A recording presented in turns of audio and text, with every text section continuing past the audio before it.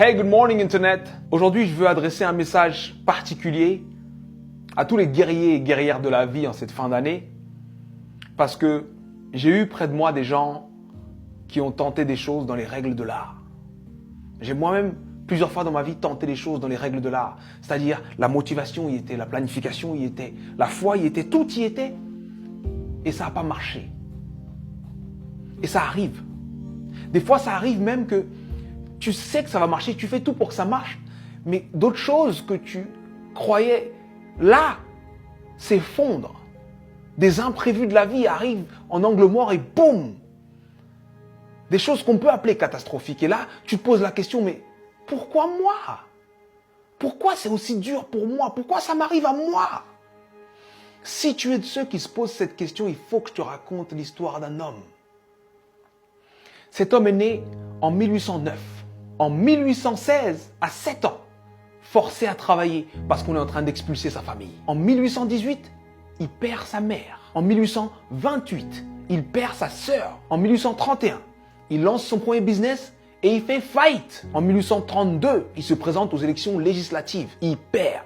En 1833, il emprunte de nouveau de l'argent pour créer un business qu'il lance et qui fait faillite encore. En 1835, il rencontre une femme merveilleuse, il tombe amoureux d'elle, il se fiance et elle meurt.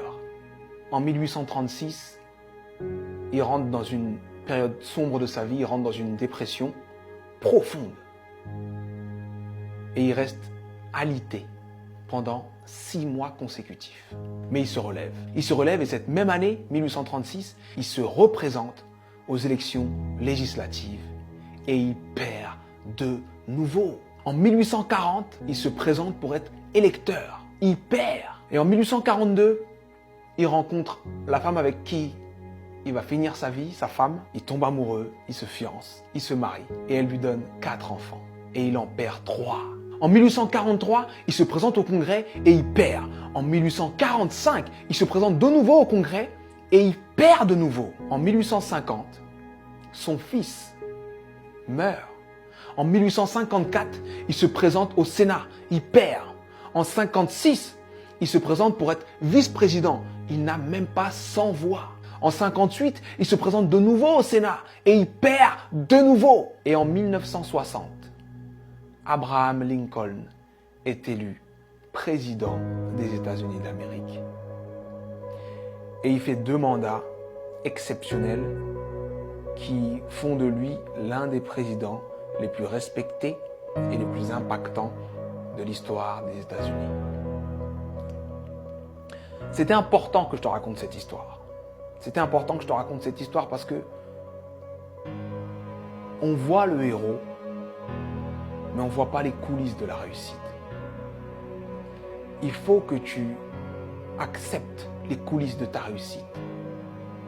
Peu importe la difficulté, peu importe ce qui se passe, peu importe ce que tu dis, sache que tant que tu respires, ton but t'attend. Tant que tu respires, ton rêve t'attend. Et je vais te dire une chose que je veux que tu gardes dans ta tête et dans ton cœur le plus longtemps possible et que tu te répètes le plus souvent possible. Les épreuves que tu trouves sur ton parcours sont adaptées à ton potentiel. Les petits potentiels ont de petites épreuves. Les gros potentiels ont de grosses épreuves. On peut tous, dans nos vies, prendre des feuilles, noter les dates des moments les moins drôles de nos vies, les moments les plus difficiles de nos vies, et faire une liste comme celle que je viens de faire pour Abraham Lincoln. Mais sincèrement, je pense que Abraham Lincoln faisait l'inverse. Pour avancer dans les coulisses de la réussite, pour avancer face à toutes ces épreuves, il faut se focaliser sur ce qu'il y a de bon, de positif et ce qui nous donne envie d'avancer. Donc, je sais que ça peut être dur d'être au cœur de la tourmente, ça peut être dur de perdre des gens, de faire face à l'échec encore et encore et encore. Mais concentre-toi sur ce que tu es en train d'essayer d'accomplir et accomplis-le. Et je peux te garantir que parce que tu es passé par là, tu as changé l'ampleur, le sens et le goût de ta réussite. Alors traverse ces épreuves. Elles sont adaptées à ton potentiel, elles sont là pour te faire grandir. C'était Sudei. J'espère que cette vidéo t'a plu. Et si elle t'a plu, partage-la. Merci.